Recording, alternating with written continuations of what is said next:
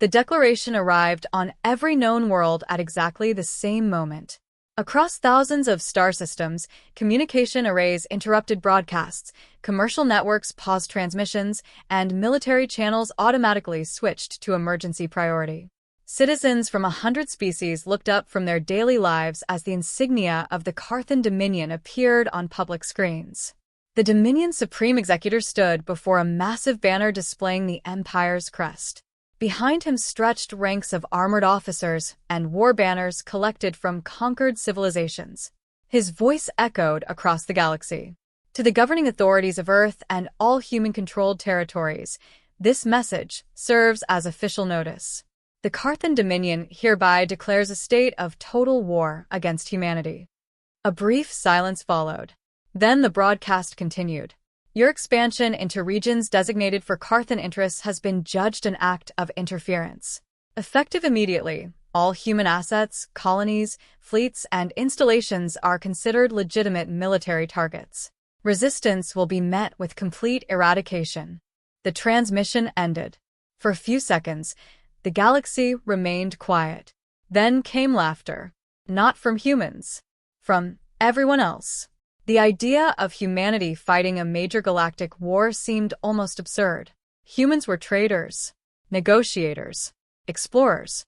Whenever border disputes emerged, humans volunteered to mediate.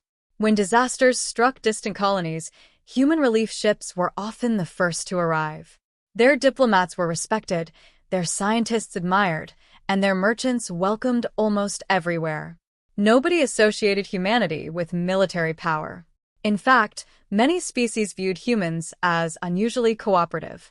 While other civilizations competed aggressively for influence, humanity invested resources into infrastructure projects, trade routes, and research partnerships.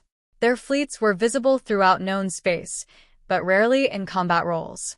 To most observers, the Carthan Dominion had selected the easiest target imaginable. The Dominion certainly believed so. Within hours of the declaration, celebrations erupted across Carthan territory. Military analysts predicted a swift campaign lasting only a few months. Strategic projections estimated human surrender long before the first major engagement. Their confidence wasn't entirely baseless. The Carthans possessed one of the largest navies in the galaxy.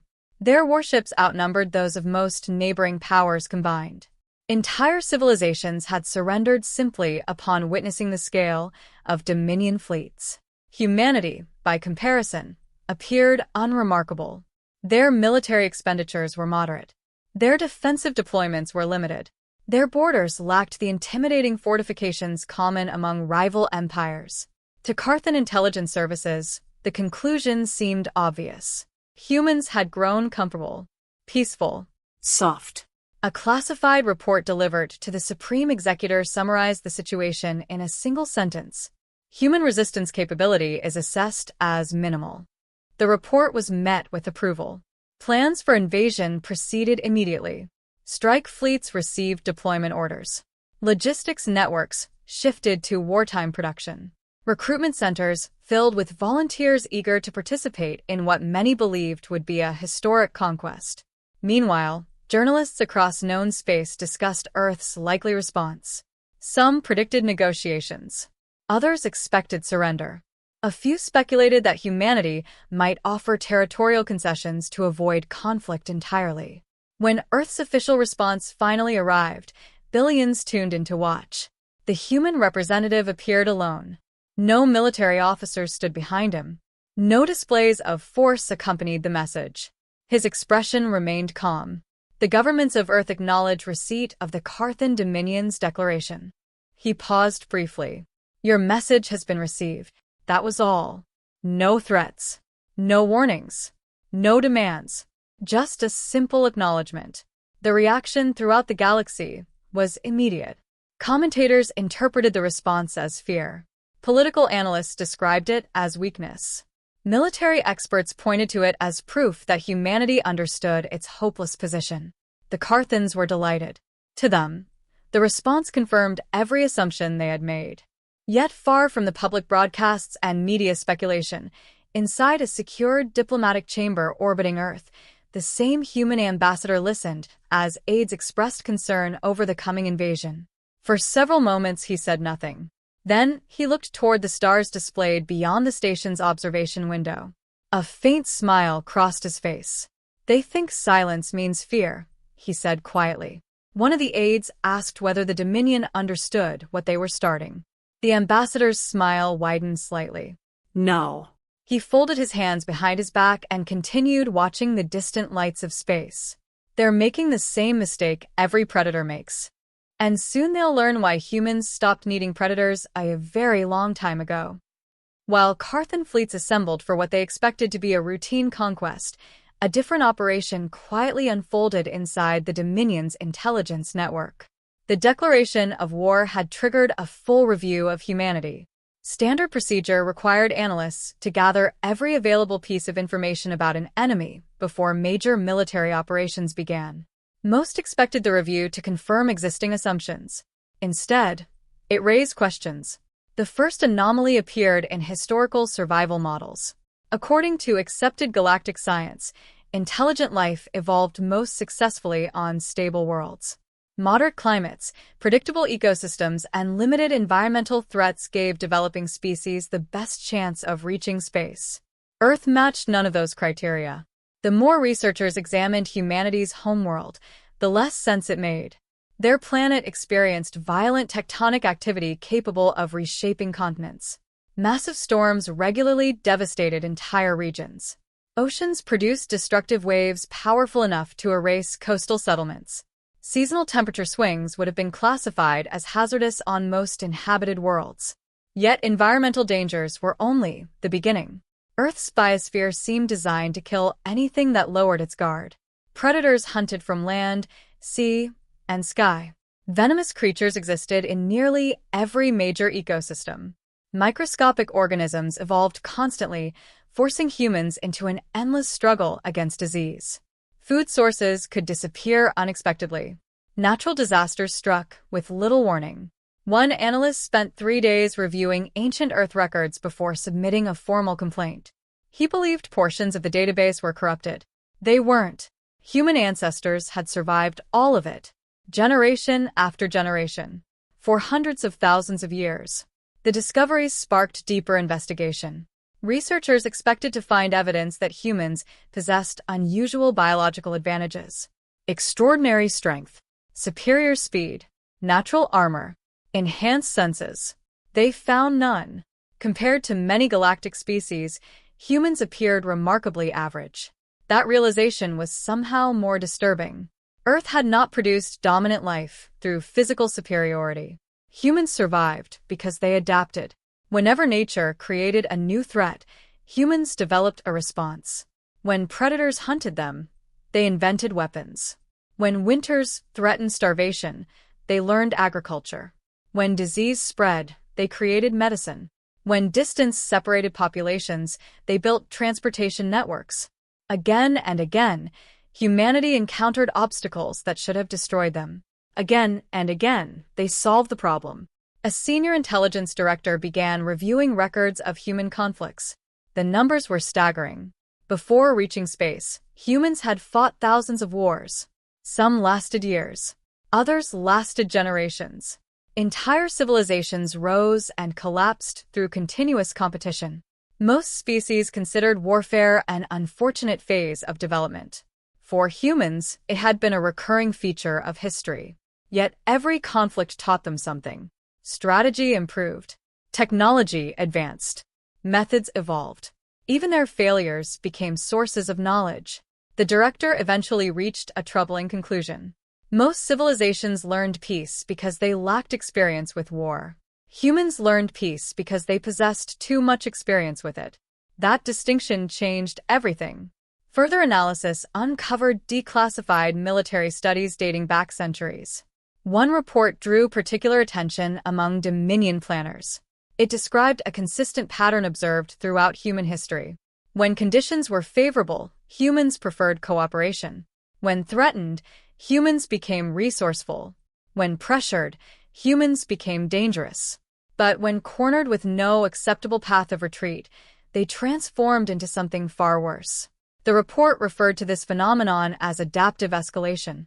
Humans did not simply endure hardship. They weaponized it. Every setback became motivation. Every loss became a lesson. Every threat inspired innovation. The document ended with a warning written by one of humanity's most respected strategic theorists. Never assume a desperate human is weaker than a comfortable one. The statement circulated briefly through intelligence channels before being dismissed as cultural exaggeration. After all, the invasion fleet was already moving. Thousands of warships crossed interstellar space toward the Sol system. Their commanders remained confident. Human colonies reported evacuations.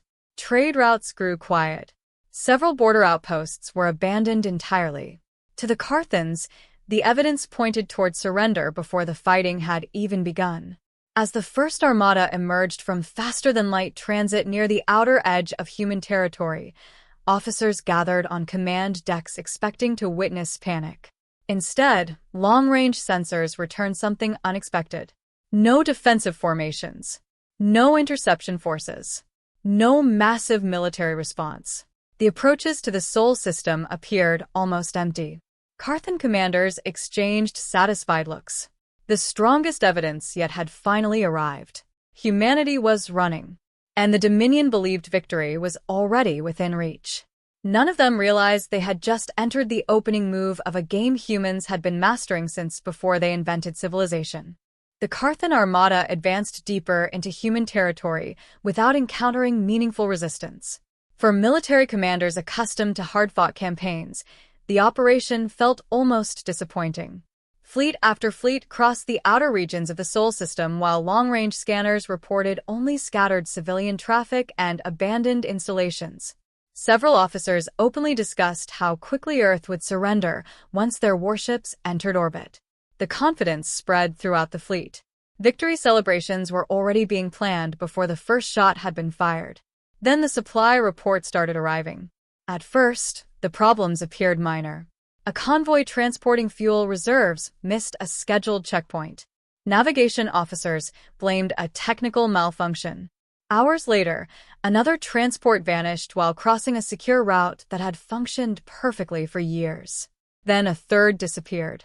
Then a fourth. Concern replaced irritation. Search operations were launched immediately.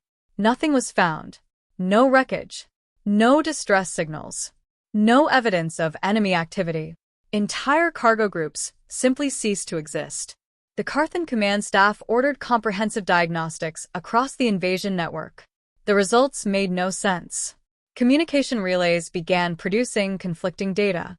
Star maps displayed slight discrepancies between fleet positions. Automated logistics systems generated contradictory reports. Secure military channels experienced intermittent interruptions despite showing no signs of intrusion. Every issue seemed small when viewed individually. Together, they created chaos. As technicians struggled to identify the source of the disruptions, human forces finally appeared. Not as a grand fleet. Not as a defensive wall around Earth. Instead, small strike groups emerged from unexpected locations across hundreds of millions of kilometers. A fuel depot exploded without warning. A sensor platform went silent. A communication hub vanished from network tracking. Each attack lasted only minutes.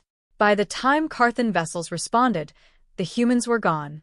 The pattern repeated constantly. A destroyer disappeared while investigating a distress beacon. A carrier suffered catastrophic reactor failure after receiving corrupted maintenance data. An escort squadron chased false sensor contacts directly into a minefield hidden among drifting asteroids. The invaders found themselves fighting an enemy they could rarely see. Human commanders seemed to know exactly where Carthan forces would move before the orders were even issued. Supply routes became death traps. Repair facilities came under sudden attack. Reinforcement schedules leaked with impossible accuracy. The Dominion's overwhelming numerical advantage began losing value because its massive fleets required enormous logistical support. Humans targeted that support relentlessly.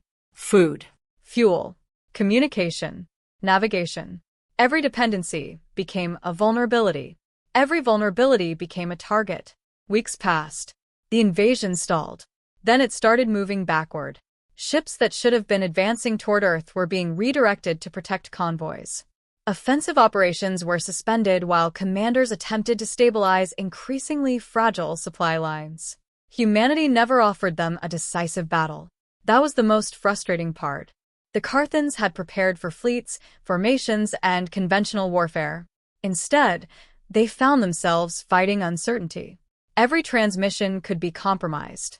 Every route could be monitored. Every decision could be anticipated. Fear spread through the ranks. Crews slept less. Officers grew suspicious of their own intelligence reports. Rumors multiplied faster than facts. Some claimed humans possessed impossible surveillance technology. Others believed hidden fleets were surrounding them. No one knew the truth. What they did know was that ships kept disappearing, one by one, then by squadrons, then by entire task forces. The breaking point came when the Dominion's Central Invasion Armada attempted a coordinated advance toward Earth. It was the largest concentration of military power ever assembled by the Carthans. Thousands of warships moved together under unified command. For the first time since entering the Sol system, they intended to force a direct confrontation. The confrontation never happened. Moments after entering a designated transit corridor, communications collapsed across the formation. Navigation systems failed simultaneously. Sensor networks filled with contradictory contacts. Command ships lost connection with subordinate fleets. Panic spread through the armada. Emergency broadcasts flooded every frequency. Then the transmission stopped. Hours later, distant listening stations intercepted a single fragmented message from somewhere within the chaos. The voice belonged to a senior Carthan commander. The fear in his tone was unmistakable. "They're everywhere." The signal ended abruptly. No further communication followed. By the time search operations reached the area, the largest invasion force in Dominion history had vanished. And for the first time since declaring war, the Carthan Empire began to understand that humanity had never been retreating. Humanity had been hunting. The disappearance of the invasion armada sent shockwaves through known space. For decades, the Carthan Dominion had been regarded as one of the galaxy's dominant military powers. Entire governments had altered foreign policy simply to avoid provoking them. Their fleets represented authority, intimidation, and conquest. Now an armada large enough to subjugate multiple civilizations had vanished inside a single star system. The news spread faster than any official statement could contain it. Trade networks buzzed with speculation. Intelligence agencies launched emergency investigations. Neutral powers quietly increased military readiness. Everyone wanted the same answer. How had humanity done it? The answer emerged from records the galaxy had spent centuries ignoring. As panic grew inside the Dominion, historians and analysts revisited humanity's past with a level of seriousness they had never considered necessary before. What they found was unsettling. Human civilization had not followed a smooth path toward progress. It had stumbled through disasters repeatedly. Long before reaching the stars, humanity developed technologies capable of destroying entire nations. Political rivalries pushed populations toward catastrophic conflicts. Resource shortages triggered instability. Economic collapses reshaped continents. Environmental crises threatened billions. Several times, human civilization came dangerously close to self-destruction.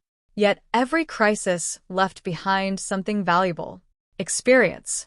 The species learned how fragile prosperity could be. They learned that strength alone never guaranteed survival. They learned that arrogance often preceded catastrophe. Most importantly, they learned to prepare for outcomes others considered impossible. That habit never disappeared. As humanity expanded beyond Earth, they carried those lessons with them. Emergency systems were built into every major colony. Critical infrastructure possessed redundant backups. Military doctrine emphasized flexibility rather than rigid planning. Human strategists expected things to go wrong because history taught them that eventually they would. While other civilizations optimized for ideal conditions, humans designed for worst-case scenarios. The deeper researchers looked, the more disturbing the pattern became. Humanity's greatest advantage was not superior technology. It was institutional memory. They remembered failure. They studied it. They archived it. They taught it to future generations. Ancient mistakes became modern safeguards. Old disasters became training material. Historical suffering became practical knowledge. The Carthans, meanwhile, were discovering the consequences of underestimating that mindset. Captured operational records revealed the true purpose behind humanity's earlier retreat. Earth had never been left vulnerable. Human fleets had never fled. They had simply moved beyond the Dominion's expectations. Every abandoned outpost, every evacuated station, every apparently weak response, all of it had been calculated. Humans understood exactly how the Carthans would interpret those actions, and they used those assumptions against them. The realization devastated Dominion leadership. For the first time, they reviewed intelligence that had previously been dismissed. Classified assessments painted a frightening picture. Human industrial capacity exceeded public estimates by enormous margins. Reserve fleets existed in locations unknown to foreign observers. Defensive networks remained hidden until activated. Entire military programs had operated in secrecy for generations. Humanity had not become powerful overnight. The power had always existed. It simply remained out of sight because humans preferred not to display it. That preference confused many species. Why possess such capability without advertising it? The answer appeared repeatedly throughout human historical archives. Because power was not something to celebrate. It was something to control. Humans knew exactly what happened when civilizations became addicted to conquest. Their own history provided countless examples. They had witnessed empires rise through force and collapse through overconfidence. They had learned that war produced consequences long after battles ended. Peace was not humanity's default position because they were incapable of violence. Peace was their choice because they understood violence better than most. That realization arrived too late for the Dominion. Long-range monitoring stations suddenly detected massive energy signatures across multiple sectors. At first, observers assumed they were natural phenomena.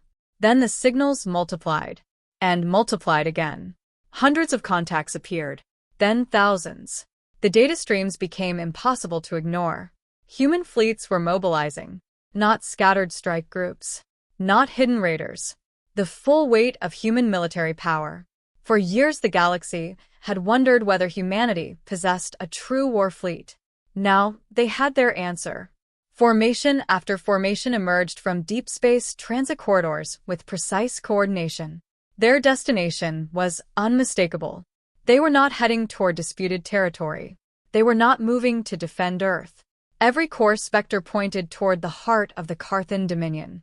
And as the largest human armada ever recorded advanced across the stars, the empire that had declared war finally understood a terrible truth.